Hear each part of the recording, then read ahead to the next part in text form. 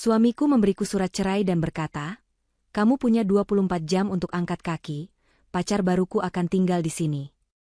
Dia mengharapkan aku menangis. Dia mengharapkan aku memohon. Tapi dia salah besar. Aku hanya menatap matanya dan tersenyum. Mereka tidak tahu kalau ternyata. Sebelum ceritanya dimulai, silahkan tulis di kolom komentar dari daerah mana saja teman-teman yang menonton cerita ini. Jangan lupa like dan subscribe agar channel ini bisa semakin berkembang dan bisa mempersembahkan cerita yang lebih menarik lagi. Lantai marmer yang dingin terasa di bawah kaki telanjang Rendra saat dia melangkah ke ruang keluarga yang luas. Pagi itu, matahari tropis berusaha keras menembus jendela setinggi langit-langit, namun gorden tebal yang mahal menghalanginya, membuat ruangan itu terasa muram dan sejuk. Rumah itu selalu sejuk. Sebuah kemewahan yang dibanggakan Rendra, simbol statusnya yang telah ia raih dengan kerja keras. Setidaknya, itulah yang dia yakini. Di sudut ruangan, dekat jendela yang sedikit terbuka, berdiri istrinya, Salsa. Salsa sedang menyiram tanaman anggrek bulan kesayangannya. Hijab sederhana berwarna krem yang dikenakannya tampak kontras dengan kemegahan ruangan yang didominasi warna emas dan hitam. Dia tampak begitu kecil di rumah besar itu, begitu sederhana. Itulah yang membuat Rendra semakin muak. Dia merasa telah jauh meninggalkannya. Dia seorang direktur yang sukses, sementara Salsa hanyalah seorang istri pendiam yang hobi berkebun. Rendra berhenti beberapa langkah di belakangnya. Dia tidak memanggil namanya. Dia hanya berdeham, suara yang kering dan penuh wibawa.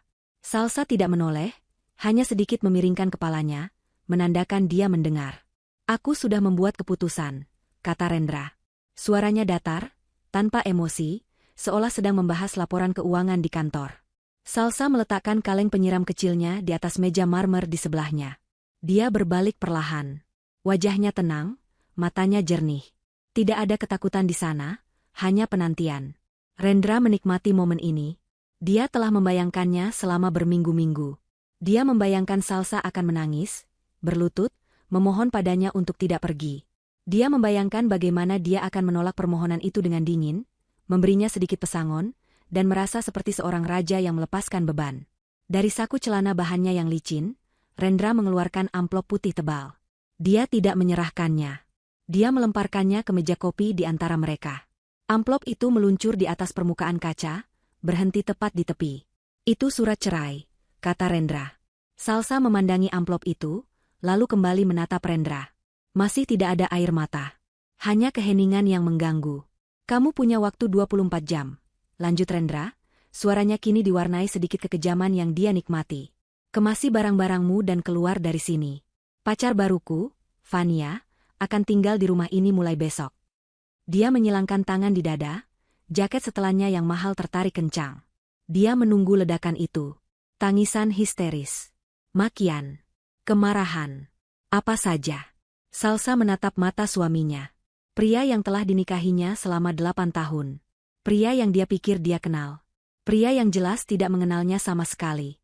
Kemudian, sesuatu yang tidak terduga terjadi. Sesuatu yang membuat darah Rendra sedikit berdesir tidak nyaman. Bibir Salsa perlahan tertarik ke atas. Itu bukan senyum sedih yang dipaksakan. Itu bukan senyum histeris di ambang kegilaan. Itu adalah senyuman yang tenang, tulus, dan ringan. Seolah-olah Rendra baru saja memberitahunya bahwa paket yang ditunggunya telah tiba. Baiklah, Rendra, kata Salsa. Suaranya lembut, tidak bergetar. Rendra membeku. Apa katamu? Kubilang, baiklah. Salsa mengambil langkah kecil ke depan, mengambil amplop itu dari meja. Dia bahkan tidak membukanya. Dia hanya memegangnya dengan santai di satu tangan. 24 jam. Mulai dari sekarang. Ketenangan ini salah. Ini semua salah. Rendra merasa kendali atas situasi ini terlepas dari tangannya. Dia datang untuk menjadi penakluk, untuk mengakhiri sebuah era dengan kemenangannya.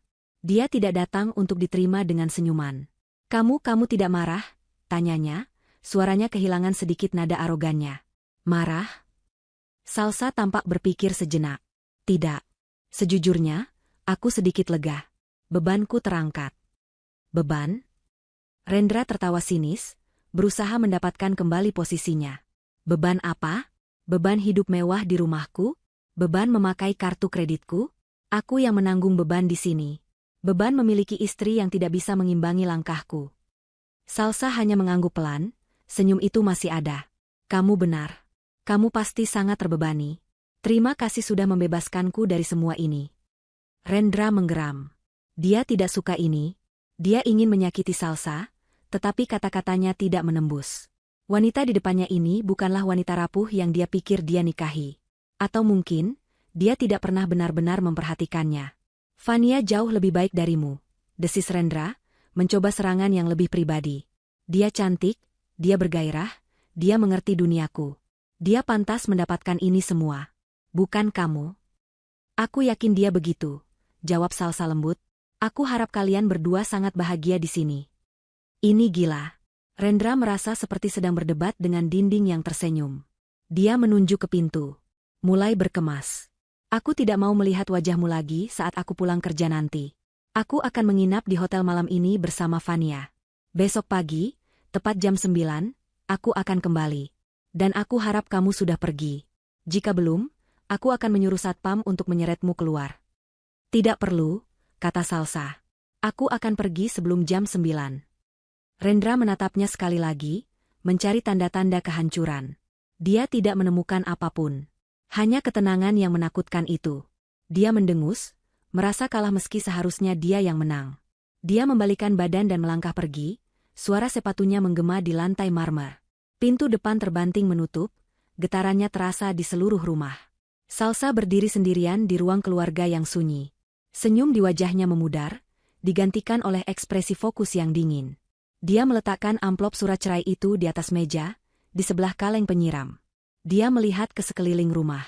Rumah megah yang dibanggakan Rendra. Rumah yang dibeli Rendra dengan gaji besarnya. Rumah yang tidak Rendra ketahui, dibayar lunas menggunakan dana perwalian atas nama Salsa. 24 jam, bisik Salsa pada dirinya sendiri. Dia melihat jam dinding yang elegan. Pukul 9 pagi. Lebih dari cukup. Dia tidak berjalan ke kamar tidur untuk menangis. Dia berjalan ke ruang kerja di lantai 3. Ruangan yang selalu Rendra anggap sebagai tempat hobi konyolnya. Salsa duduk di depan komputer canggihnya, jarinya menari di atas keyboard. Rencana itu sudah lama dia siapkan. Rencana darurat untuk hari ketika kesabarannya habis. Atau ketika Rendra akhirnya menunjukkan sifat aslinya. Hari ini telah tiba. Dan Rendra, dengan kesombongannya, baru saja menyalakan sumbunya sendiri. Senyum kecil itu kembali lagi. Ini bukan senyum kemenangan. Ini adalah senyum seorang ahli strategi yang bidak caturnya baru saja bergerak tepat ke posisi yang diinginkannya. Rendra mengira dia adalah raja. Dia lupa, dalam permainan ini, yang mengendalikan papan adalah sang ratu. Sisa hari itu dihabiskan Salsa dengan metodis. Dia tidak menangis. Tidak ada waktu untuk kesedihan, yang ada hanya efisiensi. Dia mengambil satu koper berukuran sedang dari gudang. Bukan koper desainer mahal yang dibelikan Rendra untuk pamer, tapi koper kain sederhana namun kokoh yang dia miliki sejak sebelum menikah. Dia masuk ke kamar tidur utama mereka. Kamar itu besar, dengan tempat tidur ukuran raja dan lemari pakaian yang luasnya seperti sebuah ruangan kecil. Disinilah ironi terbesar dimulai. Rendra selalu mengejek selera berpakaian Salsa. Dia membelikannya gaun-gaun mahal dan perhiasan mencolok, memaksanya memakai barang-barang yang membuatnya tidak nyaman. Salsa tidak pernah menyukai barang-barang itu. Dia membuka lemari pakaiannya yang besar. Di satu sisi tergantung pakaian-pakaian mahal pilihan Rendra. Di sisi lain, tergantung pakaian sederhana miliknya. Beberapa gamis katun, blus longgar, dan koleksi hijab praktisnya. Salsa hanya mengemasi pakaian sederhananya. Dia melipatnya dengan rapi ke dalam koper. Dia meninggalkan semua gaun desainer, tas tangan kulit, dan sepatu hak tinggi yang menyakitkan itu. Dia tidak membutuhkannya di tempat tujuannya. Ponselnya berdering. Itu Rendra. Salsa membiarkannya berdering sampai berhenti. Beberapa saat kemudian, sebuah pesan masuk. Fania tidak sabar untuk mendekorasi ulang lemari pakaianmu. Dia bilang seleramu payah. Salsa tersenyum kecil. Dekorasi ulang. Ide bagus. Pekerjaan berikutnya lebih penting. Dia pergi ke ruang kerja di lantai 3. Ini adalah wilayah kekuasaannya. Rendra jarang masuk ke sini. Dia menganggap ruangan ini membosankan, penuh dengan buku-buku dan apa yang dia sebut peralatan komputer aneh. Dia tidak tahu bahwa di balik dinding palsu yang tampak seperti rak buku, terdapat sebuah brankas canggih. Salsa memindai sidik jarinya dan retinanya. Brankas itu terbuka tanpa suara. Di dalamnya bukanlah perhiasan atau uang tunai. Di dalamnya ada dokumen. Dokumen-dokumen yang merupakan harta sesungguhnya. Dia mengeluarkan beberapa map tebal. Yang pertama berisi sertifikat kepemilikan asli rumah ini, atas namanya, Salsa Kirana. Dibeli lunas sebelum dia menikah, menggunakan dana warisan dari ayahnya yang Rendra anggap miskin. Map kedua berisi akta pendirian perusahaan tempat Rendra bekerja. Di sana tertera nama pemilik saham mayoritas anonim, yang diwakili oleh sebuah perusahaan induk. Dan Salsa memegang kendali penuh atas perusahaan induk itu. Rendra, sang direktur keuangan yang sombong, hanyalah seorang karyawan. Seorang karyawan yang posisinya diberikan kepadanya oleh wanita yang baru saja dia usir. Dia juga mengambil laptop kerjanya yang terenkripsi, beberapa hard drive eksternal, dan buku catatan kecil berisi kode akses. Semua ini masuk ke dalam tas laptop yang tampak biasa saja. Koper berisi pakaian, dan tas berisi kekuatannya. Hanya itu yang dia butuhkan. Sore harinya, saat Salsa sedang memindahkan beberapa pot tanaman favoritnya ke dalam kotak untuk dibawa, bel pintu berbunyi. Salsa melihat melalui interkom. Rendra. Dan di sebelahnya, seorang wanita yang menempel di lengannya. Fania. Salsa menghela napas. Dia tidak mengharapkan ini. Rendra bilang dia tidak akan kembali sampai besok. Rupanya, mereka datang untuk menikmati pertunjukan. Salsa membuka pintu. Rendra tersenyum angkuh. Fania, wanita dengan rambut dicat pirang cerah dan riasan tebal, memandangnya dari atas ke bawah dengan tatapan menghina. Dia jelas sengaja berpakaian provokatif. Wah, masih di sini, kata Rendra. Kamu bilang aku punya waktu 24 jam. Jawab Salsa tenang. Aku tahu. Tapi Fania ingin melihat rumah barunya. Kami datang untuk mengukur ruangan. Benar kan, sayang? Rendra mencium pipi Fania. Fania tertawa, suaranya melengking. Ya. Dan aku ingin melihat proses pengusiran jilbaber membosankan ini.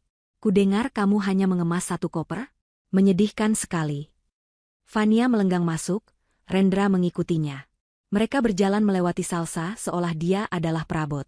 Wow, rumah ini bahkan lebih besar dari yang kuingat. Seru Fania. Aku akan ganti semua gorden ini. Terlalu suram. Seperti pemilik lamanya. Salsa hanya diam, kembali memasukkan pot anggrek terakhirnya ke dalam kotak. Oh, kamu mau membawa bunga-bunga jelek itu? Fania mencibir. Rendra, sayang, kita akan punya taman mawar impor, kan? Apapun yang kamu mau, Fania, kata Rendra, matanya tertuju pada Salsa, menikmati setiap detik penghinaan ini. Salsa mengabaikan mereka. Dia membawa kotak tanaman dan koper pakaiannya ke dekat pintu depan. Dia meletakkan tas laptopnya dengan hati-hati di atas koper. Hanya itu. Rendra tertawa terbahak-bahak. 8 tahun menikah denganku, dan hanya ini yang kamu bawa? Satu koper baju murah dan tanaman layu? Aku tahu aku menikahi wanita yang tidak berharga. Salsa akhirnya menatapnya. Barang-barang ini memiliki nilai bagiku. Tidak seperti barang-barang lain di rumah ini. Fania mendekati Salsa. Dia lebih tinggi beberapa senti berkat sepatu haknya. Dengar, wanita baik-baik. Berhenti bersikap sok suci. Kamu kalah. Aku menang. Sekarang pergi dari istanaku. Ini belum menjadi istanamu, kata Salsa pelan. Oh ya? Lihat saja. Fania menoleh ke Rendra. Sayang, aku mau ruang kerja di lantai 3. Yang jendelanya besar. Aku akan menjadikannya studio riasku. Jantung Rendra sedikit berdebar. Dia ingat sesuatu. Ruang kerja Salsa. Salsa, yang mendengar ini, berhenti sejenak. Dia berbalik menghadap mereka berdua. Senyum tipis yang sama seperti tadi pagi muncul lagi. Silakan saja, katanya. Rendra merasa gugup. Apa maksudmu? Ruangan itu, kata Salsa, menunjuk ke arah tangga. Silakan gunakan. Tapi aku harus memperingatkanmu. Ruangan itu memiliki sistem keamanan yang sangat khusus. Sedikit berbeda dari seluruh rumah. Fania memutar bola matanya. Oh, menakutkan sekali. Sistem keamanan apa? Jebakan tikus? Bukan, kata Salsa. Hanya saja, ruangan itu sangat berharga bagiku. Aku akan pergi sekarang. Salsa mengambil gagang kopernya dan tas laptopnya. Dia membuka pintu depan. Udara malam yang hangat menyambutnya. Tunggu, kata Rendra. Dia berjalan cepat ke arah Salsa dan mengambil kunci rumah dari tangan Salsa. Ini milikku sekarang. Salsa tidak melawan. Dia membiarkan Rendra mengambilnya.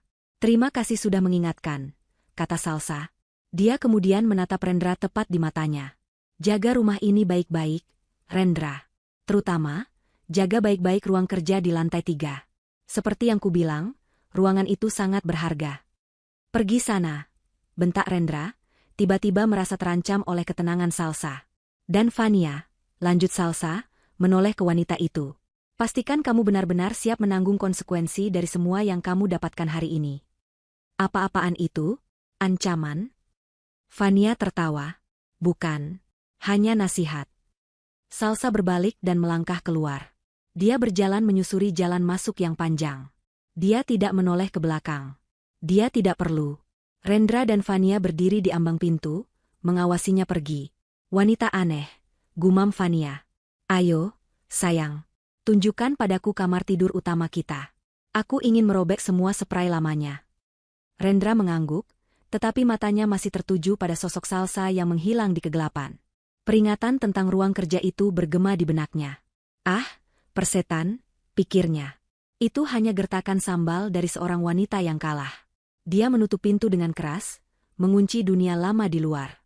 Dia tidak tahu bahwa dia baru saja mengunci dirinya di dalam sangkar yang dia bangun sendiri. Di ujung jalan, sebuah mobil hitam sederhana berhenti. Salsa membuka pintu dan masuk. Pengemudi, seorang pria parubaya yang rapi, mengangguk padanya. Semua sudah siap, Nona Salsa? Semua siap, Pak Budi, jawab Salsa sambil mengenakan sabuk pengamannya. Ayo kita mulai. Mobil itu melaju dalam keheningan, menjauh dari rumah yang akan menjadi pusat gempa dalam beberapa jam ke depan. Dia akhirnya pergi. Seru Fania. Suaranya menggema di ruang tamu yang kini terasa kosong. Dia melompat ke pelukan Rendra, melingkarkan kakinya di pinggang pria itu. Kita berhasil, sayang. Istana ini milik kita. Rendra tertawa, rasa gugup yang ditinggalkan oleh senyum tenang Salsa perlahan memudar. Dia memeluk Fania erat. Tentu saja milik kita. Milikmu. Dia menurunkan Fania dan menatapnya. Wanita membosankan itu sudah pergi. Sekarang, pesta dimulai. Rendra mengeluarkan ponselnya. Dia telah merencanakan ini. Dia menelepon layanan catering paling mahal di kota. Ya, ini Rendra. Kirimkan semuanya sekarang. Paket perayaan lengkap. Steak impor, lobster, dan semua hidangan penutup terbaik kalian. Dan kirimkan jus anggur bersoda non-alkohol termahal yang kalian punya. Ya, segera. Sambil menunggu, Fania berlari-lari kecil mengelilingi rumah seperti anak kecil di toko mainan. Dia menyentuh dinding bertekstur, menggeser vas porselen mahal, dan menendang karpet Persia.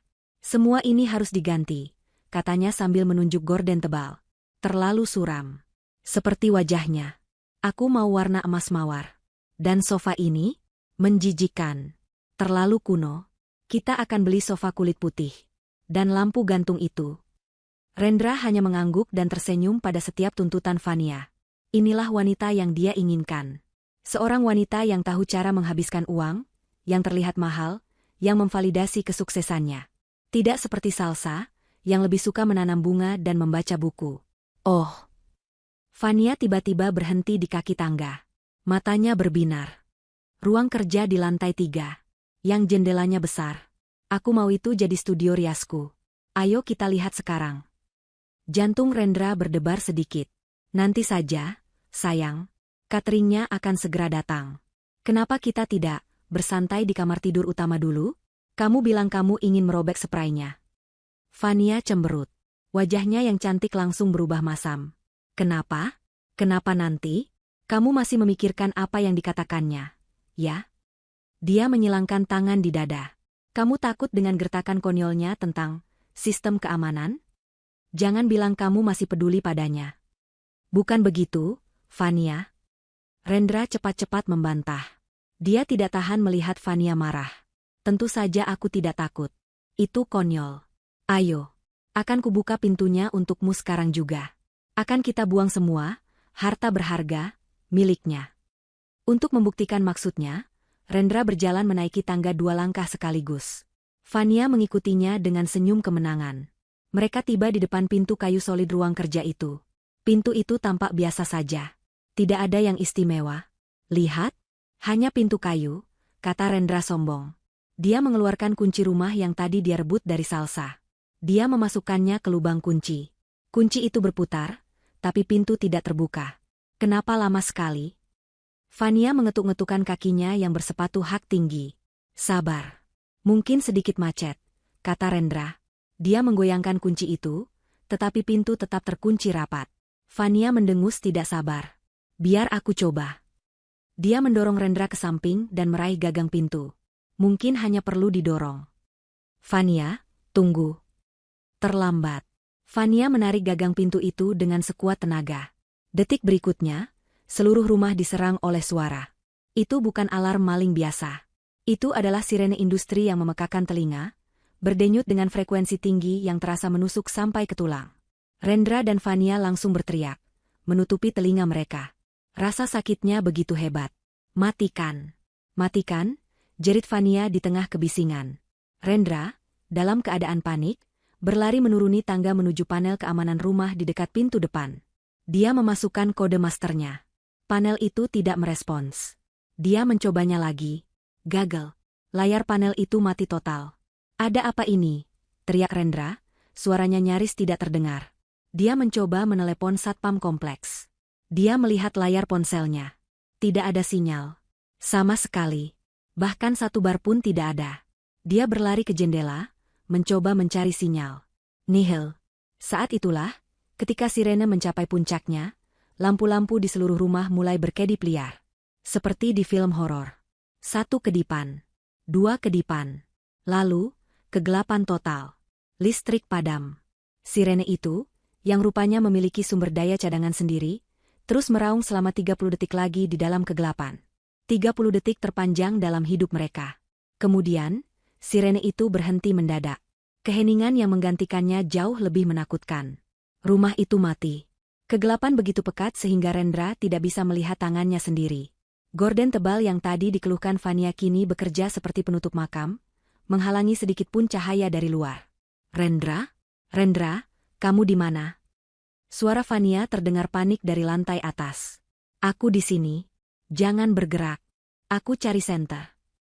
Rendra meraba-raba dinding, menggunakan ingatan untuk mencari laci di dapur. Tiba-tiba, dia mendengar suara AC yang berputar melambat, lalu mati. Hawa sejuk yang mewah itu langsung berhenti. Udara di dalam rumah yang tertutup rapat itu langsung terasa berat dan pengap. Di tengah kegelapan, Rendra mendengar suara orang lain. Suara langkah kaki panik dan bisikan ketakutan. Pak Rendra. Sebuah cahaya senter ponsel menyala dari arah ruang makan. Itu adalah tim catering. Wajah mereka pucat pasi. Pak, ada apa ini? Tanya kepala catering, seorang pria bertubuh besar. Rumah ini berhantu? Alarmnya hampir membuat kami tuli. Kami mau pergi sekarang. Tidak, kata Rendra, berlari kecil menghampiri cahaya itu. Hanya korsleting listrik. Pasti ada yang salah dengan panelnya. Tolong jangan pergi. Makanan kami. Kami tidak bisa bekerja dalam kondisi seperti ini, Pak, kata pria itu tegas. Tim saya ketakutan. Tolong selesaikan pembayarannya. Kami akan pergi. Ya, tentu, kata Rendra, merasa lega. Setidaknya masalah ini bisa diselesaikan dengan uang. Dia merogoh dompetnya. Ini, kartu kredit saya. Kepala catering itu mengambil kartu platinum Rendra. Dia mengeluarkan mesin edisi portabel dari sakunya. Mesin itu menyala dengan baterainya sendiri. Dia menggesek kartu itu. Pria itu mengerutkan kening. Dia menggeseknya lagi. Ada apa? Tanya Rendra, tidak sabar. Ditolak, Pak, kata pria itu. Apa? Tidak mungkin. Itu kartu direktur perusahaan. Limitnya tidak terbatas. Coba lagi. Pria itu menggeseknya 3 kali lagi. Tetap ditolak. Pak, transaksi tidak diizinkan. Fania, yang sudah meraba-raba menuruni tangga, mendengar percakapan itu. Pakai kartu yang lain, bodoh, bentaknya pada Rendra. Wajah Rendra memerah karena malu. Dia mengeluarkan kartu emasnya yang lain. Coba yang ini. Pria itu menggeseknya. Ditolak. Ini. Coba debitku. Rendra menyerahkan kartu debit utamanya. Pria itu memasukkan kartunya ke mesin. PIN, Pak. Rendra memasukkan PIN-nya dengan jari gemetar. Mesin berbunyi. Pria itu menatap Rendra dengan curiga. Pak, Saldonya tidak mencukupi. Tidak mungkin. Rendra berteriak. Saya punya ratusan juta di rekening itu. Mesin Anda pasti rusak. Mesin saya baik-baik saja, Pak, kata kepala catering itu, suaranya menjadi dingin. Dia dan timnya saling berpandangan. Sepertinya Anda mencoba menipu kami. Saya tidak menipu. Kami pergi. Dan kami bawa semua makanannya. Tim catering mulai mengemasi kotak-kotak makanan dalam gelap. Tunggu. Jangan. Fania mencoba meraih salah satu kotak. Jangan sentuh. Pria itu menepis tangan Fania. Anda belum membayarnya. Kami akan melaporkan ini sebagai penipuan, Pak Rendra. Selamat menikmati rumah gelap Anda. Dengan sumpah serapah, tim catering itu pergi, membawa serta makanan dan satu-satunya sumber cahaya. Mereka membanting pintu depan, meninggalkan Rendra dan Fania dalam kegelapan total sekali lagi. Keheningan kembali menyelimuti. Berat dan panas. Keringat mulai membasahi kemeja mahal Rendra. Rendra? Suara Fania bergetar, bukan lagi karena marah, tapi karena ketakutan. Kenapa kartumu ditolak? Rendra tidak punya jawaban. Dia meraba-raba mencari ponselnya, mengangkatnya tinggi-tinggi. Masih tidak ada sinyal. Tidak ada cara untuk memeriksa rekening banknya. Tidak ada cara untuk menelepon siapapun. Tiba-tiba, Fania mulai berteriak. Jeritan yang melengking dan penuh amarah. Apa yang terjadi? Kenapa kartumu ditolak? Rumah macam apa ini? Ini semua salahmu. Dia mulai memukul-mukul dada Rendra dalam gelap. Rendra mencoba menangkap tangannya, tapi dia hanya bisa terdiam. Kengerian dingin menjalari tulang punggungnya. Dia tidak takut pada kegelapan. Dia tidak takut pada Fania. Dia takut pada satu hal, gambaran wajah Salsa di benaknya.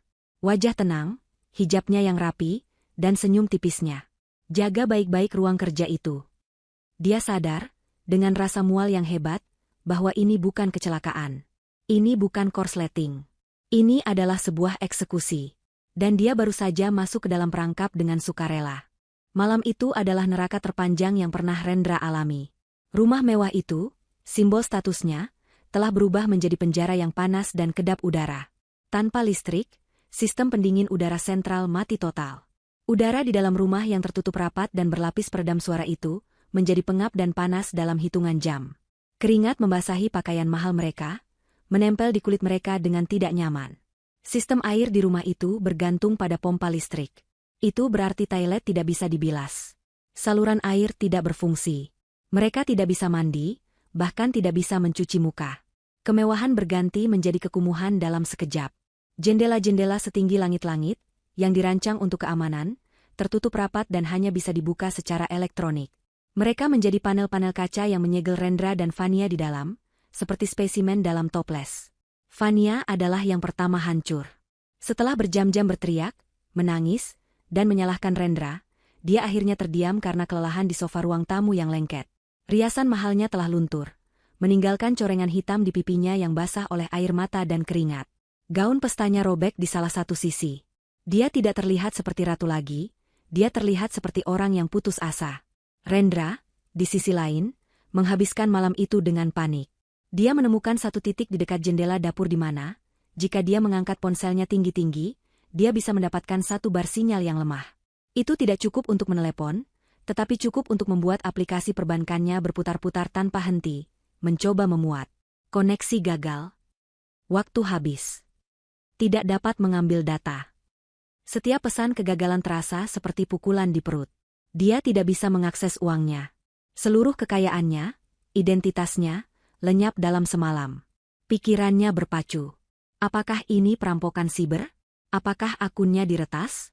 Tapi alarm di ruang kerja itu terlalu spesifik. Ini pasti ada hubungannya dengan Salsa. Tapi bagaimana?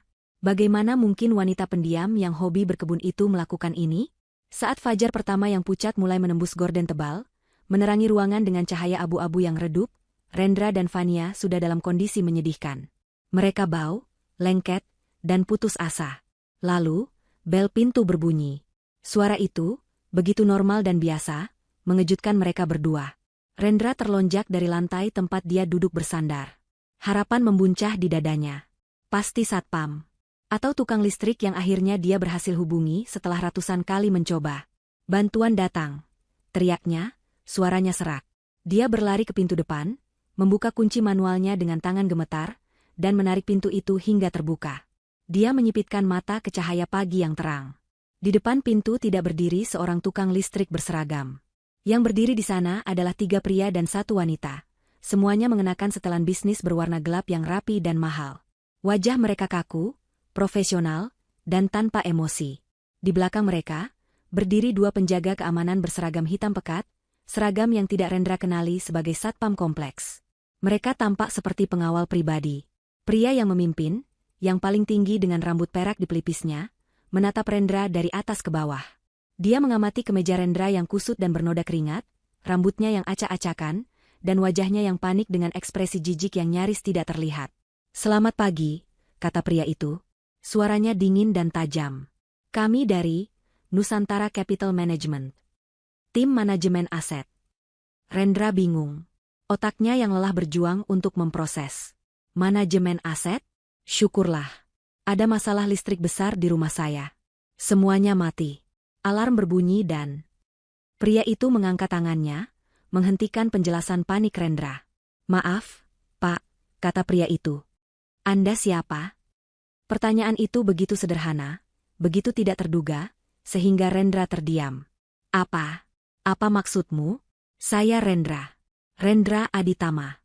Direktur Keuangan, Teknologi Gemilang. Ini rumah saya." Pria itu menggeleng pelan, seolah sedang berbicara dengan anak kecil yang bandel. "Saya khawatir Anda salah, Pak."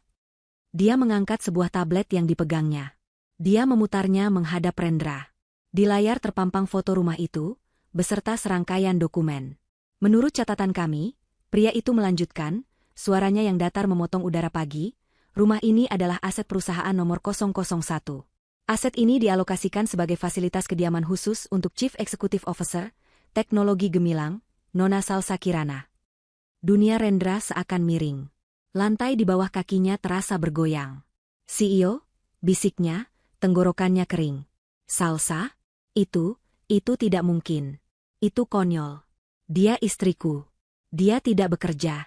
Dia hanya di rumah mengurus tanaman." Pria berjas itu mengabaikan ledakan emosi Rendra. Dia melanjutkan seolah sedang membacakan laporan cuaca. "Kami baru saja menerima surat pengunduran diri Nona Salsa dari posisinya sebagai CEO pagi ini, efektif segera.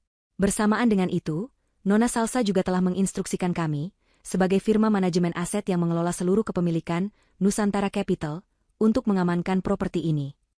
Nusantara Capital. Rendra mengulangi nama itu.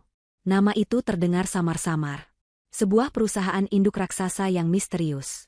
"Nona Salsa telah mengkonfirmasi bahwa dia sudah tidak tinggal di sini," lanjut pria itu. "Karena Anda bukan lagi pasangan resmi dari penghuni yang terdaftar, dan penghuni itu sendiri telah mengosongkan tempat ini, kehadiran Anda dianggap sebagai pelanggaran properti." "Siapa kalian?" Sebuah suara melengking memecah keheningan. Fania telah tiba di belakang Rendra. Penampilannya bahkan lebih buruk. Dia menarik-narik piyama sutra Rendra yang dipinjamnya, yang kini basah oleh keringat. "Apa yang kalian lakukan di sini?" "Pergi dari rumah kami," jerit Fania. "Rendra, usir mereka. Panggil polisi." Pria berjas itu mengalihkan pandangannya yang dingin ke Fania. "Dan Anda, Nona?" "Fania, ya," katanya, memeriksa tabletnya sejenak. "Anda sama sekali tidak terdaftar dalam properti ini. Status Anda saat ini adalah penyusup." "Penyusup?" Fania melenguh. Pria itu mengangguk singkat kepada 2 penjaga keamanan di belakangnya. Para penjaga itu melangkah maju, berdiri mengapit pintu. "Kalian berdua," kata pria itu, kini menatap Rendra dan Fania, "memiliki waktu 1 jam. Tepat 60 menit. Untuk mengumpulkan barang-barang pribadi Anda yang bisa Anda bawa dengan tangan, dan meninggalkan lokasi. Jika Anda menolak, kami memiliki wewenang untuk mengeluarkan Anda secara paksa." "Barang pribadi?" Rendra tertawa, tawa yang terdengar seperti orang gila. "Semua di rumah ini milikku. Mobil di garasi. Furnitur. Aku membelinya." "Kami juga memiliki catatan untuk itu, Pak Rendra," kata si wanita berjas, angkat bicara untuk pertama kalinya. "Semua perabot, kendaraan, dan barang elektronik di rumah ini terdaftar sebagai inventaris perusahaan, bagian dari paket fasilitas CEO. Sama seperti gaji Anda." Rendra merasa kakinya lemas. Gajiku? Tunggu, teriaknya, secercah harapan terakhir muncul. Kalian tidak mengerti. Teknologi Gemilang adalah perusahaan tempatku bekerja. Aku direkturnya. Direktur keuangan. Kalian tidak bisa mengusir seorang direktur. Pria pemimpin itu menatap Rendra. Untuk pertama kalinya, seulas senyum tipis yang dingin tersungging di bibirnya. Justru itu, Pak Rendra, katanya pelan. Status Anda sebagai direktur adalah masalah berikutnya yang akan kami bahas. Pria itu memeriksa jam tangannya. Pagi ini, pukul 10, ada rapat umum pemegang saham luar biasa. Rapat itu diadakan atas permintaan mendesak dari Nusantara Capital, pemegang saham mayoritas. Dia kembali menatap Rendra. Dan Anda, Tuan Rendra Aditama, adalah satu-satunya agenda dalam rapat itu. 1 jam. 60 menit untuk merangkum 8 tahun pernikahan menjadi apa yang bisa mereka bawa dengan tangan. Kenyataannya, Rendra tidak punya apa-apa. Pakaian mahal di lemari, jam tangan mewah di laci, sepatu kulit impor di rak, semua itu adalah inventaris perusahaan. Dia dan Fania diizinkan mengambil pakaian yang mereka kenakan, dan ponsel mereka yang kini tidak berguna. 2 penjaga keamanan berseragam hitam mengawasi mereka seperti elang, berdiri diam di ruang tamu sementara Fania, dengan histeria yang semakin menjadi, melemparkan bantal sofa ke dinding. Ini perampokan. Aku akan menuntut kalian. Rendra, lakukan sesuatu. Rendra tidak melakukan apa-apa. Dia terduduk di tangga marmer yang dingin, kepalanya di antara kedua tangannya. Otaknya berputar, mencoba memahami kata-kata pria berjas itu. CEO? Nona Salsa Kirana? Aset perusahaan? Ini pasti mimpi buruk. Sebuah kesalahan administrasi yang konyol. Salsa, istrinya, adalah seorang CEO? Salsa yang menghabiskan sore harinya dengan memindahkan pot? Salsa yang tidak pernah peduli pada rapat dewan atau harga saham? Itu tidak mungkin. Waktu habis. Suara pria berjas itu, yang ternyata bernama Pak Darmawan, memecah lamunan Rendra. Penjaga keamanan itu melangkah maju. Satu mencengkeram lengan atas Rendra, yang lain mencengkeram Fania. Mereka tidak kasar, tetapi cengkeraman mereka kuat dan tidak bisa ditawar. Lepaskan aku. Tangan kotormu. Aku akan menuntutmu, jerit Fania. Mereka diseret, secara harfiah, keluar dari pintu depan yang megah itu. Udara pagi yang lembab dan hangat menerpa wajah mereka, terasa seperti tamparan. Pintu ditutup di belakang mereka dengan bunyi klik yang mantap. Selesai.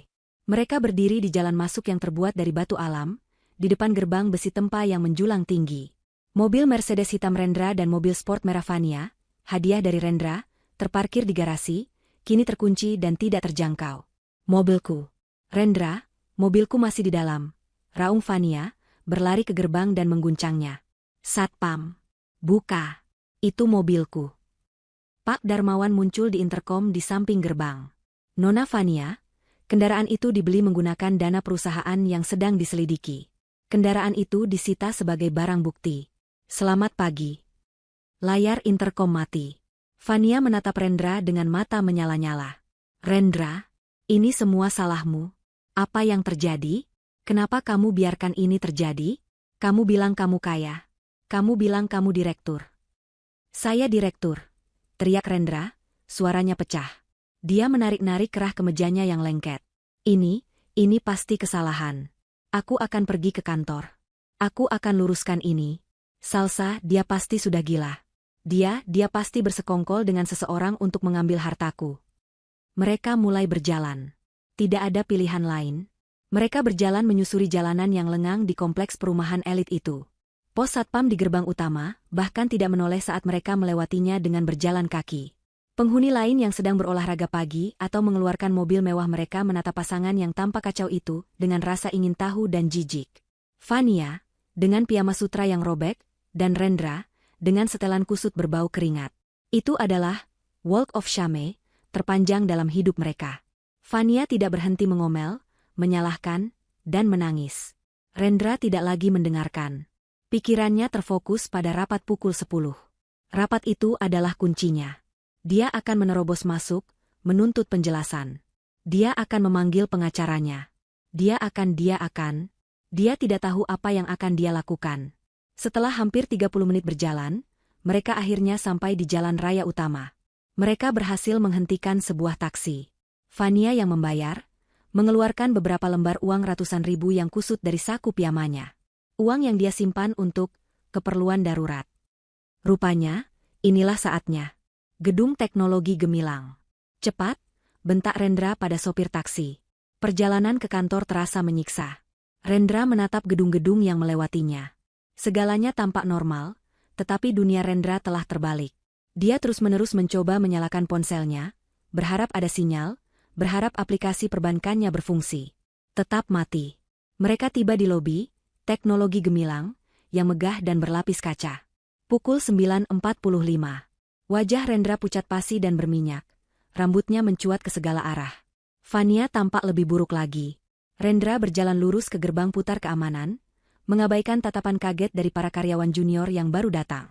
Dia menempelkan kartu akses direkturnya. BIP. Lampu merah menyala. Akses ditol. Rendra membeku. Dia mencobanya lagi. BIP. Akses ditol. Ada masalah, Pak. Rendra menoleh. Resepsionis baru, seorang wanita muda bernama Dita, menatapnya dengan campuran rasa kasihan dan takut. Kartu saya sepertinya rusak, kata Rendra, berusaha menjaga suaranya tetap tenang. Tolong buka pintunya. Saya ada rapat dewan direksi mendadak pukul 10. Rapat apa, Pak? Fania mendorong ke depan. Dia direktur Rendra, buka pintunya atau kamu dipecat. Dita tersentak mundur, tampak ketakutan. Maaf, Pak Rendra. Tapi di sistem saya, kartu Anda tertera sudah tidak aktif. Saya tidak bisa. Apa maksudmu tidak aktif? Rendra menggebrak meja resepsionis. Saya yang membayar gajimu. Panggil kepala keamanan. Sekarang. Tidak perlu, Tuan Rendra. Sebuah suara tenang datang dari belakang mereka. Rendra dan Fania berbalik. Berdiri di sana adalah seorang pria yang Rendra kenali samar-samar. Pria parubaya yang terkadang dia lihat di area parkir khusus. Dia mengira pria itu adalah salah satu sopir dewan direksi. Tapi hari ini, pria itu tidak mengenakan seragam sopir. Dia mengenakan setelan jas yang harganya mungkin lebih mahal dari gaji bulanan Rendra. Dia tampak berwibawa dan dingin. Itu adalah Pak Budi. Dewan direksi sudah menunggu Anda, kata Pak Budi. Matanya menatap Fania sejenak. Hanya Anda, Pak Rendra. Nona ini tidak diundang. Dia ikut denganku. Fania mencengkeram lengan Rendra. Kemana Rendra pergi, aku ikut. Pak Budi menatap Rendra. Jika Anda ingin masalah ini semakin buruk, silakan bawa dia. Tapi saya sarankan tidak.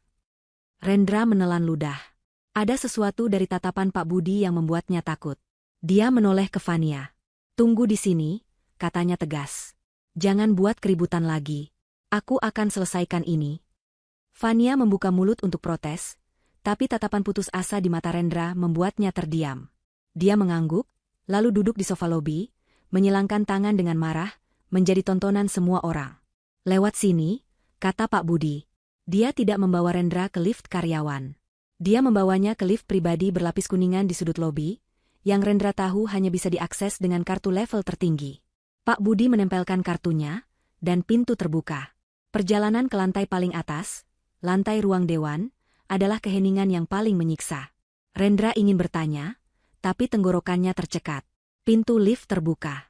Bukan ke lobi, tapi langsung ke dalam ruang rapat dewan direksi yang sangat besar. Rendra melangkah keluar, matanya menyipit menyesuaikan diri dengan cahaya redup di ruangan itu. Meja mahoni yang panjang dan berkilau itu sudah terisi penuh. Seluruh anggota dewan direksi ada di sana. Pak Handoko, Ibu Rini, Pak Surya, semua wajah yang dia kenal. Mereka semua menatapnya. Bukan dengan kemarahan, tapi dengan sesuatu yang lebih buruk. Rasa kasihan yang dingin. Mereka semua melihat pakaiannya yang kusut dan wajahnya yang putus asa.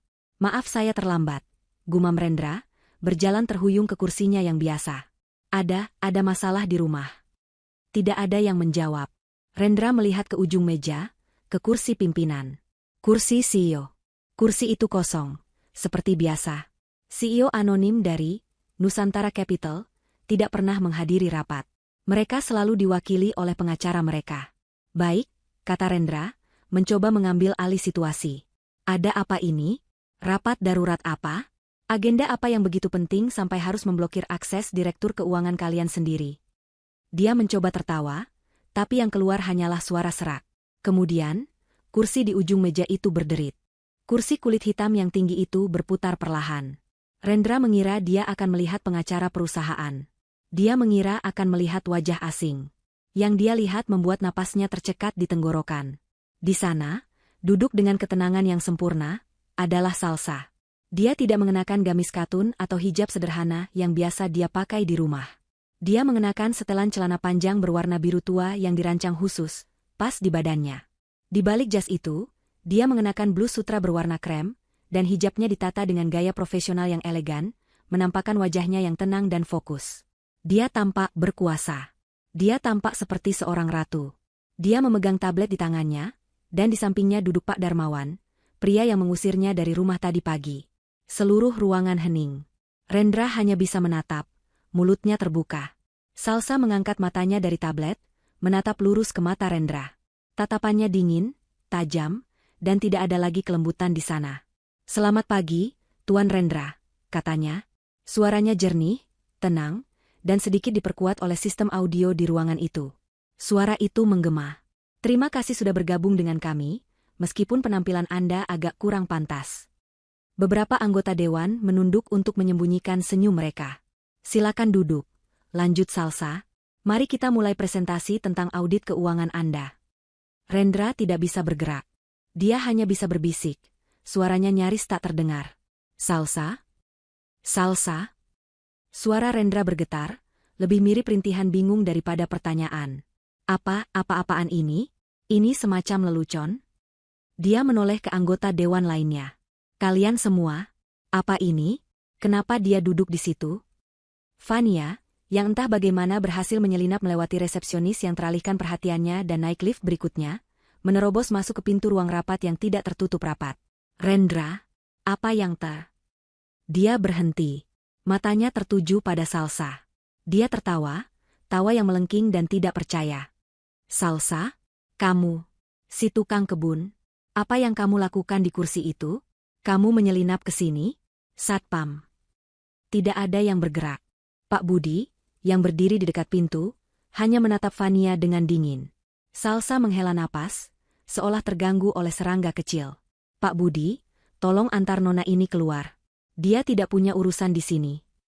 "Jangan sentuh aku," jerit Fania. "Kamu tidak bisa memerintahku."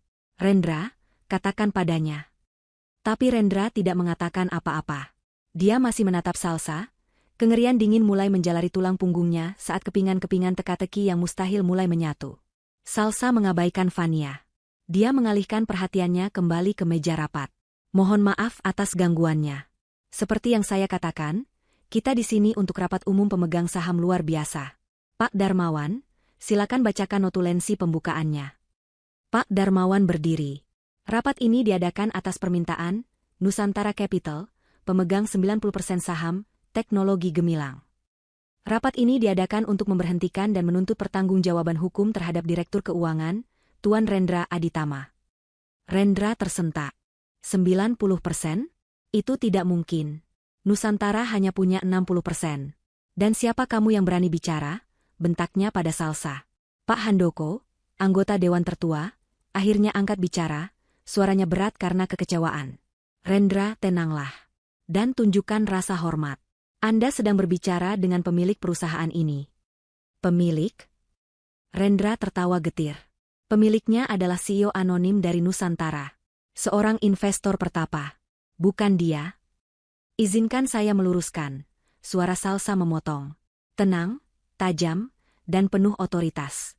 "Saya adalah Salsa Kirana, putri tunggal dari almarhum Rahmat Kirana, pendiri Nusantara Capital." Rendra membeku. Rahmat Kirana, ayah Salsa. Pria yang selalu dia anggap sebagai pegawai negeri rendahan yang meninggal terlalu cepat. Pria yang warisannya, Rendra kira, hanyalah sebuah rumah kecil di pinggir kota yang sudah dijual.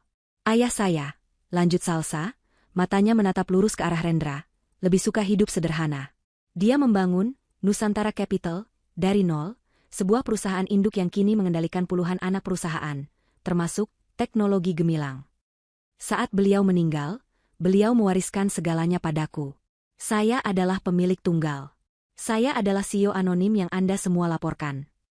Keheningan di ruangan itu begitu pekat, hingga Rendra bisa mendengar detak jantungnya sendiri yang berdebar kencang di telinganya. Itu bohong, bisik Rendra.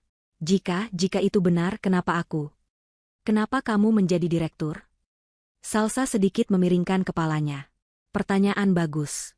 8 tahun lalu, saat kita menikah, aku naif. Aku mencintaimu. Aku pikir kamu ambisius dan cerdas. Aku ingin kamu merasa berhasil atas usahamu sendiri. Jadi, aku menempatkanmu di sini. Aku memberimu posisi, memberimu gaji yang besar, memberimu rumah fasilitas perusahaan yang kusebut sebagai rumah kita. Aku pikir, dengan suamiku sendiri yang mengelola keuangan, investasiku akan aman. Salsa berhenti sejenak, tatapannya mengeras. Aku ingin kita membangun sesuatu bersama. Aku tidak sadar bahwa selama ini, kamu sedang sibuk membangun kerajaan kecilmu sendiri di belakangku. Rendra mulai berkeringat dingin. Dia mencengkeram tepi meja untuk menopang tubuhnya. Aku membiarkan kesombonganmu, kata Salsa. Aku membiarkanmu meremehkanku di rumah kita sendiri.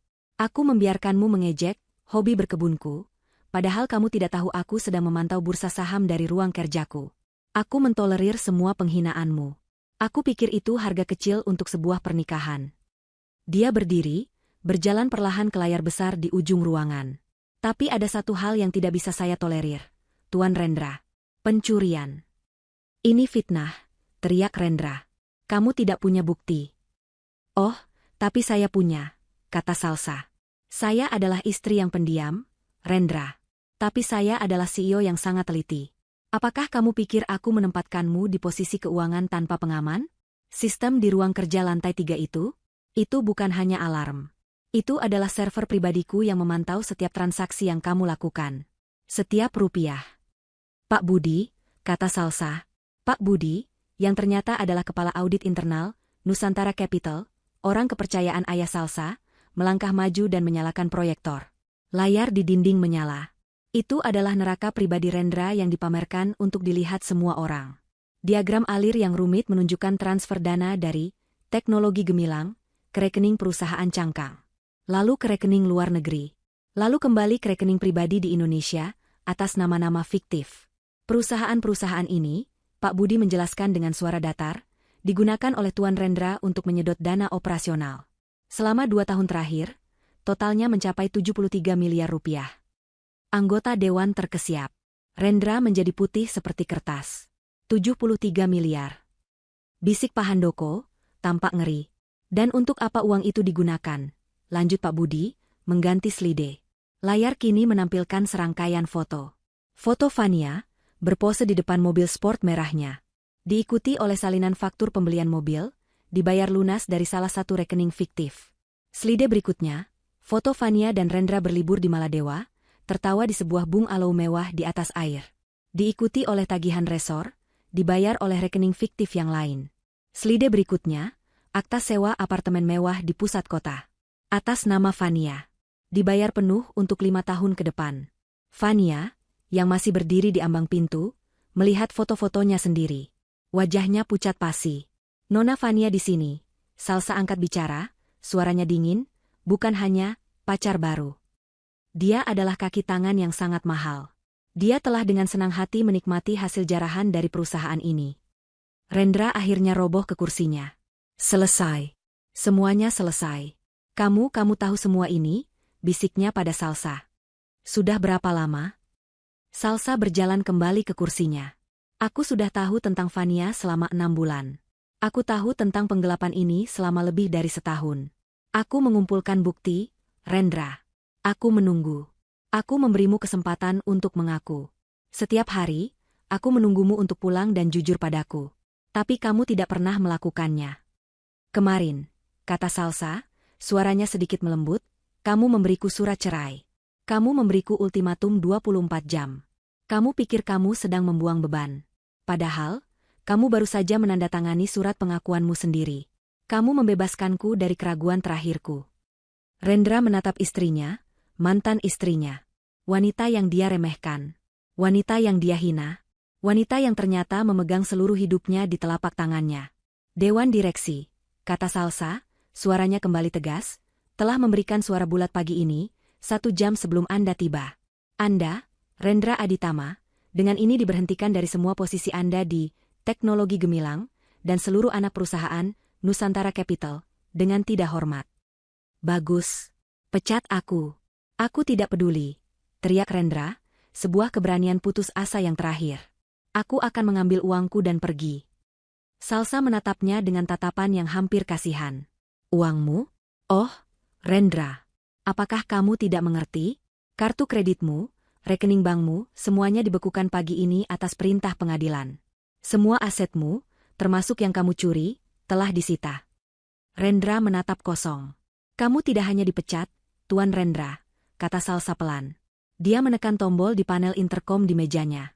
Keamanan, silakan masuk. Bawa tamunya. Pintu ruang rapat terbuka lebar. Bukan satpam gedung. Dua petugas polisi berseragam resmi melangkah masuk, diikuti oleh Pak Darmawan. Mata Rendra membelalak ngeri. Polisi? Kamu menelepon polisi?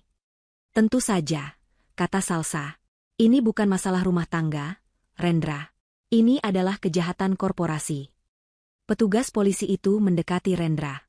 Rendra Aditama, Anda ditahan atas tuduhan penggelapan, penipuan, dan pencucian uang. Salah satu petugas mengeluarkan borgol. Bunyi klik logam itu menggema di ruangan yang sunyi. Rendra menatap borgol itu, lalu menatap Salsa. Wajahnya pucat pasi, dipenuhi kengerian saat dia akhirnya menyadari kesalahan terbesarnya. Dia tidak hanya mengkhianati seorang istri. Dia telah mencoba menipu seorang ratu di singgasananya sendiri. Dan dia baru saja kalah telak. Bunyi klik borgol yang mengunci pergelangan tangan Rendra terasa final, lebih keras daripada pintu rumah yang dibanting atau alarm yang meraung. Itu adalah suara penutup dari seluruh kehidupannya. Dia berdiri terpaku, kemejanya yang kusut kini terasa seperti karung goni yang gatal, keringat dingin membasahi punggungnya. Dia menatap Salsa, matanya memohon. Bukan untuk pengampunan, tapi untuk pemahaman. Dia masih tidak mengerti bagaimana ini bisa terjadi. Salsa, kumohon. Bisiknya, suaranya serak. Jangan lakukan ini. Ini akan menghancurkanku. Pikirkan 8 tahun kita. Salsa menatapnya dengan tatapan yang nyaris kosong. Aku sudah memikirkannya selama setahun terakhir. Rendra. Aku memikirkan 8 tahun itu setiap kali kamu berbohong padaku. Aku memikirkannya setiap kali kamu mentransfer uang perusahaan ke rekening pacarmu. Kamu yang menghancurkan 8 tahun itu, bukan aku. Fania, yang sejak tadi berdiri membatu di ambang pintu, akhirnya tersadar dari keterkejutannya. Ketakutan mengalahkan kebingungannya. Dia melihat borgol di tangan Rendra, dia melihat polisi, dan dia melihat wajah Salsa yang dingin dan berkuasa. Otak materialistisnya dengan cepat menghitung. Rendra tamat. Rendra miskin. Rendra akan masuk penjara. Ini berarti dia tidak akan mendapatkan apa-apa. Kecuali masalah. Insting pertamanya adalah melarikan diri. Dia bukan bagian dari ini. Dia hanya pacar. Dia tidak menandatangani dokumen apapun. Dengan gerakan cepat yang tidak terduga, Fania berbalik dan berlari. Sepatu hak tingginya berderak di lantai marmer lobi lift saat dia berlari menuju pintu keluar. Tahan dia. Suara Salsa tenang, tapi penuh perintah. Pak Budi, yang sudah mengantisipasi hal ini, memberi isyarat kepada dua penjaga keamanan berjas yang telah menunggu di luar ruangan. Sebelum Fania bisa mencapai lift, dua pria besar itu melangkah di depannya, menghalangi jalannya. Lepaskan aku. Aku tidak ada hubungannya dengan ini, jerit Fania, mencoba mendorong melewati mereka. Aku korban. Dia menipuku. Rendra menipuku. Dia menoleh ke Rendra, wajahnya kini berkerut karena amarah dan ketakutan. Kamu bilang kamu kaya. Kamu bilang kamu direktur. Kamu pembohong. Kamu menipuku. Nona Fania, kata Salsa, suaranya terdengar jelas dari ruang rapat. Dia berjalan keluar, berdiri di ambang pintu, menatap Fania yang sedang meronta. Menarik sekali bagaimana Anda tiba-tiba menjadi korban. Aku memang korban. Bukan, kata Salsa, suaranya memotong jeritan Fania. Anda menikmati barang-barang yang dibeli dengan uang curian. Itu menjadikan Anda kaki tangan. Salsa menoleh ke salah satu petugas polisi yang tidak memegang Rendra. Pak polisi, Nona ini adalah Fania. Seperti yang tertera di bukti-bukti kami, dia adalah penerima langsung dari dana hasil penggelapan. Mobil sport, apartemen mewah, dan gaya hidup bernilai miliaran rupiah. Semuanya dibayar oleh Tuan Rendra menggunakan uang perusahaan. Fania membeku. Bohong. Dia memberiku hadiah. Seorang pria memberi pacarnya hadiah, apa itu ilegal? Menjadi ilegal, Nona. Pak Darmawan angkat bicara sambil melangkah maju dengan tabletnya. Ketika, hadiah, itu adalah hasil kejahatan. Anda tahu betul Tuan Rendra memiliki seorang istri. Anda tahu betul gaya hidup yang Anda jalani jauh melampaui gaji resmi seorang direktur keuangan. Anda tidak pernah mempertanyakannya. Anda hanya menikmati. Itu, dalam hukum, disebut turut serta menikmati hasil kejahatan. Pencucian uang. Warna di wajah Fania menghilang. Pencucian uang. Penjara. Kata-kata itu berputar di kepalanya. Tidak, aku tidak tahu apa-apa. Ratapnya, kini mengubah taktik. Air mata mulai menggenang di matanya. Air mata buaya yang biasa dia gunakan untuk mendapatkan apa yang dia inginkan dari Rendra. Aku bersumpah aku tidak tahu. Aku hanya wanita bodoh yang jatuh cinta. Rendra, dia memanfaatkanku. Dia memanipulasiku. Dia menunjuk Rendra, yang sedang digiring oleh petugas. Dia penjahatnya. Tangkap dia. Bukan aku. Aku akan bersaksi. Aku akan menceritakan semuanya. Rendra, yang sudah putus asa, mendengar ini. Dia menatap Fania dengan tidak percaya. Wanita yang tadi pagi dia sebut sebagai pacar barunya, wanita yang membuatnya membuang salsa, kini berbalik melawannya dalam hitungan detik untuk menyelamatkan dirinya sendiri. Fania, bisiknya, rasa sakit dari pengkhianatan ini hampir sama tajamnya dengan borgol di tangannya. Diam, kau penipu, jerit Fania padanya. Petugas polisi kedua mendekati Fania. Nona, Anda harus ikut kami ke kantor untuk dimintai keterangan. Hanya keterangan, kan? Tanya Fania cepat, matanya berbinar penuh harap. Aku akan bekerja sama. Aku akan membantu kalian. Tentu, kata petugas itu datar. Lalu dia menoleh ke seorang polwan yang telah menunggu bersamanya. Tolong amankan Nona ini. Polwan itu melangkah maju. Nona Fania, mohon serahkan barang-barang pribadi Anda. Apa? Ini tasku. Ini ponselku. Dan kalung Anda, kata polwan itu, menunjuk ke kalung berlian besar yang melingkari leher Fania. Ini? Fania memegang kalung itu. Ini hadiah. Itu adalah barang bukti, kata Pak Darmawan. Lagi. Faktur pembeliannya ada di layar tadi.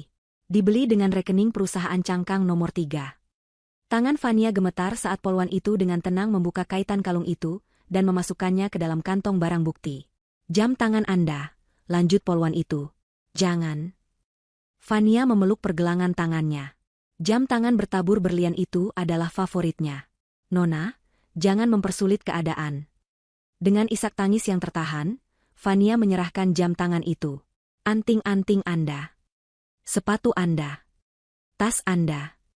Satu persatu, semua simbol status yang dibanggakan Fania, semua barang yang membuatnya merasa lebih unggul dari Salsa, dilucuti darinya di lobi kantor yang ramai. Karyawan yang lewat mulai berhenti, berbisik, dan mengambil foto dari kejauhan. Fania kini berdiri di sana, gaun pestanya yang kusut, yang juga ternyata barang bukti, kini tampak konyol. Rambut pirangnya berantakan, riasannya luntur total karena air mata dan keringat. Dia tidak lagi terlihat mahal. Dia terlihat murahan dan putus asa. Dia menatap Salsa, yang masih berdiri dengan tenang, hijabnya rapi, setelannya sempurna. Di mata Fania, Salsa kini terlihat seperti monster yang tenang dan tak terkalahkan. Kamu. Desis Fania, suaranya penuh kebencian. Kamu iblis berkerudung. Kamu merencanakan ini semua. Salsa hanya menatapnya. Saya tidak merencanakan pengkhianatan suami saya. Saya tidak merencanakan keserakahan Anda. Saya hanya merencanakan konsekuensinya. Anda berdua yang menulis naskah ini. Saya hanya memastikan Anda menyelesaikannya sampai akhir. Polwan itu memegang lengan Fania. Mari, Nona. Saat Fania digiring melewati Rendra, dia meludah ke arahnya. Aku akan menghancurkanmu, Rendra. Aku akan pastikan kamu membusuk di penjara. Rendra tidak menjawab. Dia terlalu hancur untuk peduli. Dia digiring ke lift dalam keadaan mati rasa. Pintu lift tertutup, memisahkannya dari Salsa selamanya. Salsa tetap berdiri di lobi lift, mendengarkan suara ratapan Fania yang semakin menjauh. Dia tidak merasa menang. Dia tidak merasa senang. Dia hanya merasa selesai. Pak Handoko mendekatinya dari belakang. Nona Salsa. Maksud saya, Ibu CEO. Itu tadi, luar biasa. Tapi juga mengerikan. Anda baik-baik saja? Salsa berbalik menghadap Dewan Direksi yang kini menatapnya dengan campuran rasa takut dan hormat. Dia mengambil napas dalam-dalam, mengembalikan ketenangannya. Saya baik-baik saja, Pak Handoko, katanya, suaranya kembali profesional. Sekarang, jika Anda semua tidak keberatan, kita punya perusahaan yang harus dibersihkan dari korupsi. Mari kita kembali bekerja. Dia berjalan kembali ke ruang rapat Dewan, langkahnya mantap, meninggalkan kekacauan yang baru saja dia bersihkan di belakangnya. Proses hukum berjalan cepat dan brutal. Bukti yang dikumpulkan Salsa selama lebih dari setahun, yang dipantau langsung dari server pribadinya, begitu rapat dan tidak terbantahkan sehingga pengacara Rendra bahkan tidak bisa menemukan celah sedikitpun. Setiap transaksi ilegal, setiap email palsu, setiap transfer ke rekening Fania, semuanya terekam dengan jelas. Rendra dan Fania ditempatkan di ruang interogasi terpisah. Rendra, yang masih diliputi syok dan arogansi, awalnya mencoba bersikap tegar. Dia menolak bicara tanpa pengacara. Pengacara yang disediakan negara, karena semua asetnya telah dibekukan, menatap tumpukan bukti di depannya dan hanya menggelengkan kepala. Pak Rendra, kata pengacara muda itu, saran terbaik saya untuk Anda saat ini adalah mengaku bersalah dan bekerja sama. Bukti ini tidak hanya kuat, tapi juga absolut. Bekerja sama? Rendra mendengus. Bekerja sama dengan wanita licik itu? Tidak akan pernah. Di ruang sebelah, Fania mengambil pendekatan yang sangat berbeda. Dia tidak meminta pengacara. Dia meminta secangkir teh hangat dan mulai berbicara. Dan dia tidak berhenti berbicara selama berjam-jam. Dia memainkan perannya sebagai korban dengan sempurna. Air matanya mengalir deras, menceritakan bagaimana Rendra, pria yang lebih tua dan berkuasa, telah merayunya. Dia mengklaim Rendra memberitahunya bahwa dia dalam proses perceraian yang menyakitkan dan istrinya gila. Dia bersumpah Rendra mengatakan semua uang itu adalah bonus dan investasi pribadi miliknya. Saya bodoh, Pak, katanya kepada detektif yang mencatat. Saya hanya seorang gadis desa yang terpesona oleh kehidupan kota. Saya percaya semua yang dia katakan. Dia bilang kami akan menikah setelah istrinya yang tidak stabil itu setuju bercerai. Dia bilang semua asetnya atas nama istrinya untuk alasan pajak. Saya hanya percaya padanya. Fania menceritakan segalanya. Dia memberikan rincian tentang apartemen rahasia, kata sandi untuk rekening yang dia tahu, nama-nama tempat liburan mereka. Dia membeberkan setiap kebohongan kecil dan besar yang Rendra katakan padanya, memutarbalikkan semuanya untuk membuatnya terdengar seperti Rendra adalah dalang manipulatif dan dia adalah boneka yang tidak bersalah. Dia bersedia bersaksi melawan Rendra di pengadilan dengan imbalan kekebalan hukum, atau setidaknya hukuman yang jauh lebih ringan. Jaksa, yang melihat kesaksian Fania sebagai paku terakhir di peti mati Rendra, setuju. Persidangan menjadi tontonan publik. Berita tentang CEO berhijab, yang menggulingkan suaminya yang korup dan selingkuhannya menjadi berita utama nasional. Ruang sidang selalu penuh. Salsa hadir setiap hari, tidak sebagai CEO, tetapi sebagai saksi kunci dan korban utama. Dia duduk di sana dengan tenang, hijabnya yang sederhana menjadi simbol kekuatan yang tidak terduga. Puncak persidangan adalah ketika Fania naik ke kursi saksi.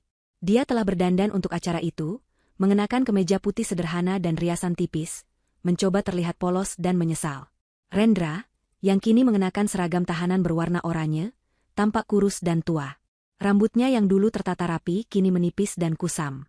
Dia menatap Fania dengan kebencian murni. Nona Fania, jaksa memulai. Bisakah Anda menceritakan kepada pengadilan bagaimana Tuan Rendra meyakinkan Anda untuk menerima hadiah-hadiah mahal ini? Fania mulai menangis, sesuai isyarat. Dia bilang itu untuk masa depan kami. Dia bilang saya pantas mendapatkannya. Ketika saya bertanya dari mana uangnya, dia akan marah. Dia bilang saya tidak percaya padanya. Dia bilang itu urusan laki-laki. Saya takut. Bohong. Rendra melompat dari kursinya, borgolnya bergemerincing. Kamu pembohong. Kamu yang meminta semua itu. Kamu tidak pernah takut. Kamu serakah. Tenang. Hakim memukul palunya. Terdakwa, duduk. Sekali lagi Anda berteriak, Anda akan saya keluarkan dari ruang sidang Anda sendiri. Rendra terpaksa duduk, tubuhnya gemetar karena marah. Dia harus mendengarkan Fania melukis gambaran palsu tentang dirinya sebagai monster, dan Fania sebagai korban yang tak berdaya. Wanita yang membuatnya membuang Salsa kini, adalah orang yang menghancurkan sisa-sisa pembelaan dirinya. Salsa menonton adegan itu dari kursinya. Dia melihat Rendra, pria yang dulu dia cintai, kini hancur lebur oleh wanita yang dia pilih. Dia melihat Fania, wanita yang menghina hijabnya, kini bersembunyi di balik topeng kepolosan. Itu adalah pemandangan yang menyedihkan, sebuah tragedi yang ditulis oleh keserakahan mereka sendiri. Putusan hakim sudah bisa ditebak. Tuan Rendra Aditama, kata hakim, suaranya bergema di ruangan yang sunyi. Berdasarkan bukti yang tidak terbantahkan, dan diperkuat oleh kesaksian saksi, pengadilan menyatakan Anda bersalah atas semua tuduhan, penggelapan, penipuan, dan pencucian uang. Anda telah menyalahgunakan kepercayaan istri Anda dan perusahaan Anda. Anda telah menunjukkan 0 penyesalan. Pengadilan menjatuhkan hukuman 20 tahun penjara dan denda, untuk mengembalikan seluruh dana sebesar 73 miliar rupiah. Rendra pingsan di kursinya. Adapun Nona Fania, lanjut hakim. Mengingat kerja sama Anda sebagai saksi kunci, pengadilan menjatuhkan hukuman yang lebih ringan. 3 tahun masa percobaan, dengan kewajiban melapor dan pelayanan sosial. Semua aset yang Anda terima dari hasil kejahatan ini disita oleh negara. Fania menangis, kali ini air mata kelegaan. 3 tahun percobaan. Dia bebas. Dia kehilangan segalanya. Mobil, apartemen, perhiasan, tetapi dia tidak masuk penjara. Semua aset pribadi Rendra yang tersisa, yang ternyata tidak seberapa karena semuanya atas nama perusahaan, disita. Rumah kecil warisannya yang dulu, yang dia sembunyikan dari Salsa, ikut dilelang untuk membayar denda. Dia tidak punya apa-apa lagi. Namanya hancur. Keluarganya, yang malu, menolaknya. Dia sendirian. Saat Rendra digiring keluar dari ruang sidang dengan tangan terborgol, matanya bertemu dengan mata Salsa untuk terakhir kalinya. Di matanya tidak ada lagi kemarahan, hanya kekosongan yang hampa dan penyesalan yang terlambat. Salsa hanya mengangguk sekali. Sebuah anggukan perpisahan. Di luar gedung pengadilan, Fania dikerumuni wartawan. Nona Fania, apa pesan Anda untuk Tuan Rendra? Fania mengusap air matanya. Saya hanya berharap dia menemukan kedamaian dan bertobat atas apa yang dia lakukan pada saya dan pada Nona Salsa.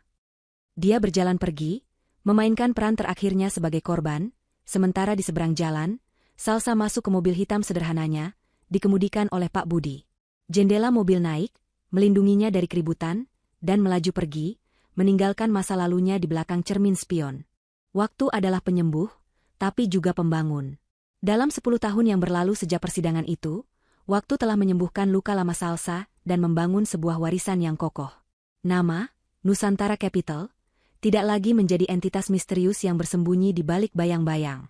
Di bawah kepemimpinan Salsa Kirana yang kini terbuka dan vokal, perusahaan itu telah bertransformasi. Salsa telah membersihkan perusahaan itu dari sisa-sisa era Rendra. Dia menerapkan sistem audit berlapis yang transparan dan kode etik yang ketat. Dia tidak hanya memimpin dengan otaknya, tetapi juga dengan hatinya. Dia membuktikan bahwa bisnis yang etis adalah bisnis yang paling menguntungkan. Di bawah arahannya, Nusantara Capital berekspansi ke sektor energi terbarukan dan teknologi pendidikan, membuat perusahaan itu tidak hanya kaya secara finansial, tetapi juga kaya secara sosial. Hari ini, Salsa memimpin rapat dewan direksi di ruangan yang sama tempat Rendra dihancurkan.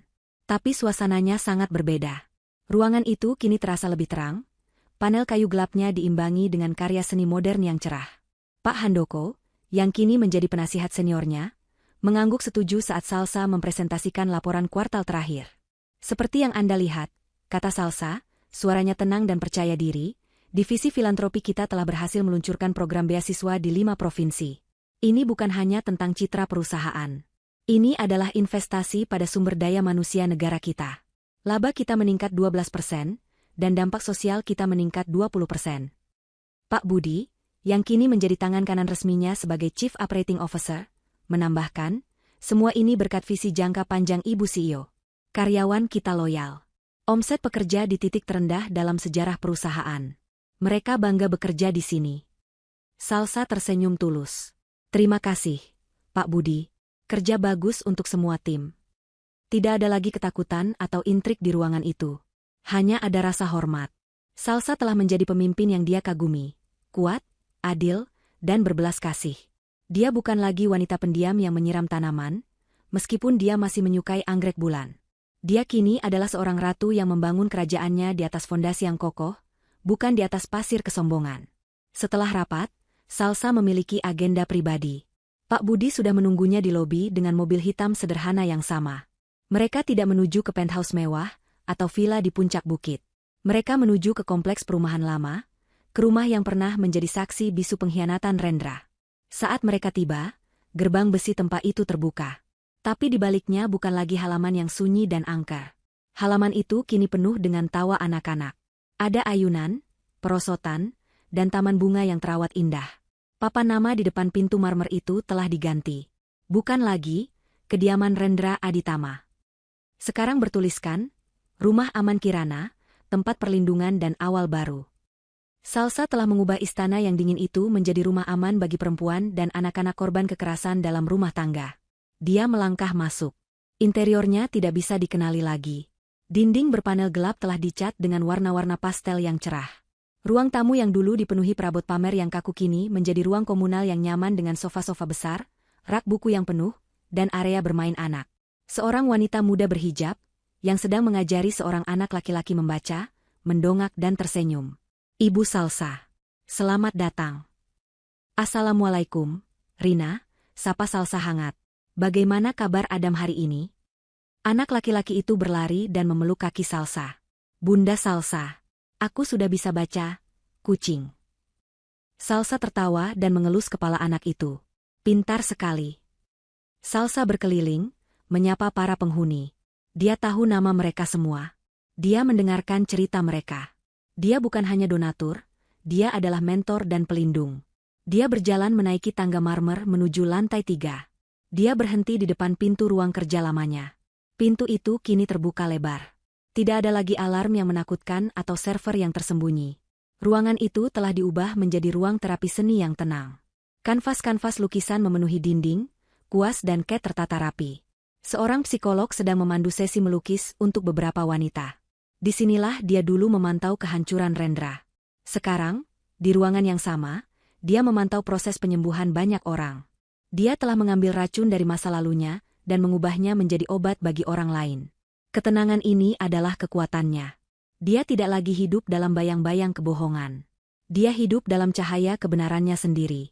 Hijabnya bukan lagi simbol istri yang pendiam, tetapi simbol seorang pemimpin yang teguh pada prinsipnya. Sementara itu, ratusan kilometer jauhnya, di luar tembok tinggi sebuah penjara, seorang pria melangkah keluar ke bawah terik matahari. Dia kurus kering, kulitnya pucat pasi. Rambutnya yang dulu hitam legam kini tipis dan berwarna abu-abu kusam. Dia mengenakan pakaian bekas yang diberikan oleh penjara. Di tangannya ada sebuah amplop coklat berisi uang beberapa ratus ribu rupiah, upah terakhirnya bekerja di dapur penjara selama 10 tahun.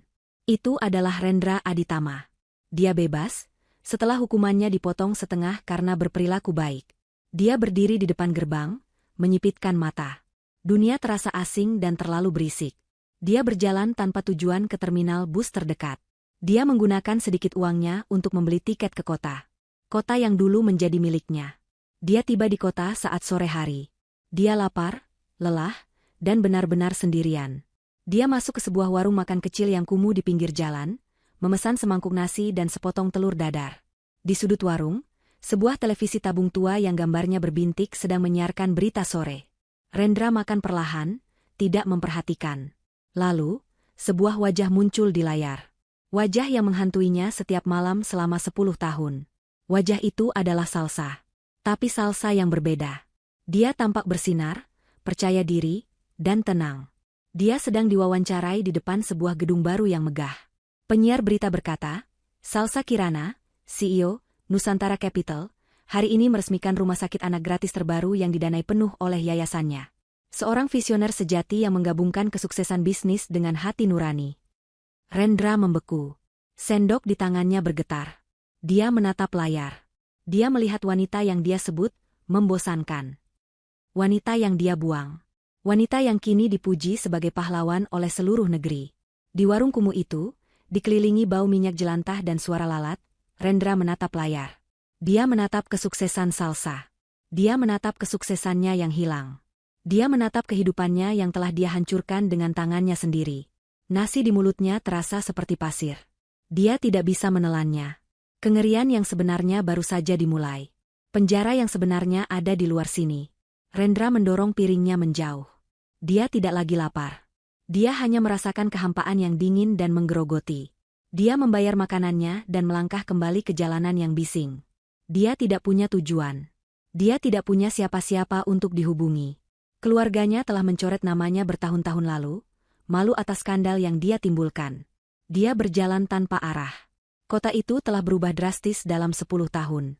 Gedung-gedung pencakar langit baru menjulang, banyak di antaranya membawa logo N. Perak dari Nusantara Capital. Perusahaan salsa ada di mana-mana. Di bus kota, di papan reklame digital, di taman-taman kota yang baru. Rasanya seperti kota itu sendiri mengejeknya, memamerkan semua yang seharusnya bisa menjadi miliknya. Dia berjalan sampai kakinya melepuh di dalam sepatu bututnya. Malam mulai turun, membawa hawa dingin yang menusuk tulang. Dia tidak punya tempat untuk tidur. Dia tidak punya uang untuk menyewa kamar termurah sekalipun. Dia adalah hantu di pesta kotanya sendiri. Kakinya membawanya ke area pasar malam yang ramai dan kumuh. Suara musik dangdut bercampur dengan teriakan pedagang. Dia mencari tempat untuk duduk, sekadar mengistirahatkan tubuhnya yang lelah. Dia melihat sebuah warung tenda pecel lele yang ramai. Tiba-tiba, dia mendengar suara pecahan piring, diikuti oleh makian kasar. "Bodoh! Kamu lihat apa yang kamu lakukan? Tumpah semua!" Suara seorang pria paruh baya yang gemuk, pemilik warung, membentak. Rendra menoleh. Dia melihat seorang pelayan wanita sedang berjongkok, buru-buru memunguti pecahan beling dan lele goreng yang berserakan di tanah yang kotor. "Maaf, Pak, saya tersandung." Suara pelayan itu bergetar karena takut. Maaf. Apa maafmu bisa mengganti uangku? Kamu tahu berapa harga lele sekarang? Gaji kamu saya potong." "Lagi," bentak pria itu. Pelanggan lain menatap dengan campuran kasihan dan jijik. Rendra tidak peduli pada keributan itu, sampai pelayan itu berdiri dan berbalik ke bawah cahaya lampu neon.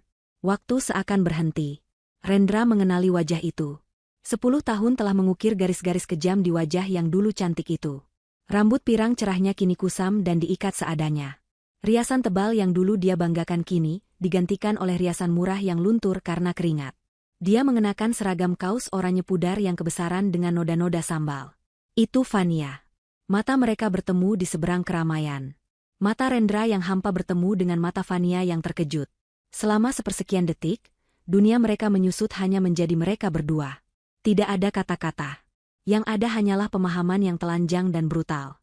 Mereka melihat di wajah satu sama lain cermin dari kehancuran mereka sendiri. Kebencian, penyesalan, dan rasa malu yang luar biasa berputar di antara mereka. Fania adalah yang pertama memutus kontak mata. Wajahnya memerah karena malu yang mendalam. Dia berbalik dengan cepat, meraih lap kotor, dan mulai mengepel lantai yang becek, punggungnya gemetar. Dihina di depan pria yang menghancurkannya, adalah karma yang tidak bisa dia tanggung. Rendra hanya berdiri di sana. Anehnya, dia tidak merasakan apa-apa. Tidak ada kemarahan. Tidak ada simpati. Bahkan tidak ada kepuasan. Dia hanya melihat akhir dari sebuah cerita yang menyedihkan. Wanita yang dia pilih di atas salsa kini, bernilai lebih rendah dari piring lele yang pecah. Dia berbalik dan berjalan pergi, meninggalkan Fania dalam neraka kecilnya sendiri. Hujan mulai turun. Awalnya gerimis, lalu menjadi deras. Rendra tidak punya payung. Dia basah kuyup dalam hitungan detik. Dia berjalan terus, tidak peduli. Dinginnya air hujan menembus pakaian tipisnya, membuatnya menggigil. Dia tidak tahu kemana dia pergi, tetapi kakinya yang seolah memiliki ingatan sendiri, membawanya ke lingkungan lamanya. Lingkungan elit yang dulu dia kuasai. Dia berdiri di seberang jalan dari rumah lamanya. Rumah itu. Tapi rumah itu bersinar. Cahaya hangat tumpah dari setiap jendela. Taman yang dulu kaku kini rimbun dan hidup. Bahkan di tengah hujan, tempat itu tampak seperti suar kehangatan. Rumah aman Kirana. Rendra berdiri di bawah halte bus yang atapnya bocor, menggigil dalam kegelapan. Dia melihat ke seberang jalan, seperti seorang pengemis yang melihat ke dalam ruang pesta. Sebuah mobil hitam sederhana berhenti di depan gerbang. Mobil yang dia kenali. Pak Budi keluar dari kursi pengemudi, membuka payung besar.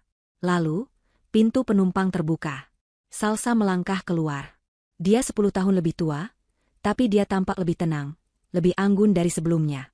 Hijab berwarna gading membingkai wajahnya yang damai. Dia tidak mengenakan setelan bisnis. Dia mengenakan blus sederhana dan rok panjang. Dia tersenyum pada Pak Budi.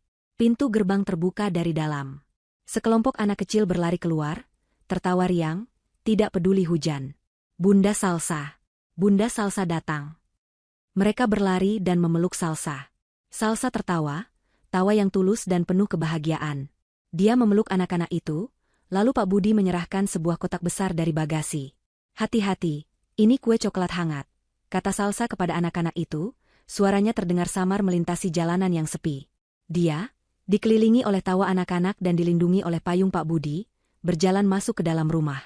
Pintu terbuka, memperlihatkan interior yang hangat dan penuh kehidupan. Lalu pintu itu tertutup, membawanya kembali ke dalam dunianya yang penuh cahaya. Dia tidak pernah melihat ke seberang jalan. Dia tidak pernah melihat pria basah kuyup yang menggigil dalam kegelapan. Dia tidak pernah melihat Rendra. Bagi Salsa, Rendra Aditama bahkan tidak ada. Dia telah dihapus sepenuhnya dari kehidupannya. Dia telah dilupakan. Rendra menatap pintu yang tertutup itu. Itulah akhir. Bukan penjara. Bukan Fania yang menyedihkan. Bukan kehilangan uang. Ini adalah karmanya. Dihapus. Dilupakan. Menjadi tidak ada bagi satu-satunya orang yang seharusnya dia hargai. Kekuatan di kakinya hilang. Rendra Aditama, mantan direktur yang sombong, merosot ke trotoar yang basah dan kotor. Dia duduk di sana, dalam kegelapan, di tengah hujan lebat, sendirian. Di seberang jalan, rumah yang seharusnya menjadi miliknya, kini bersinar dengan kehidupan dan kebahagiaan yang tidak akan pernah bisa dia sentuh. Dia telah kehilangan segalanya, justru karena dia telah mendapatkan semua yang dia inginkan.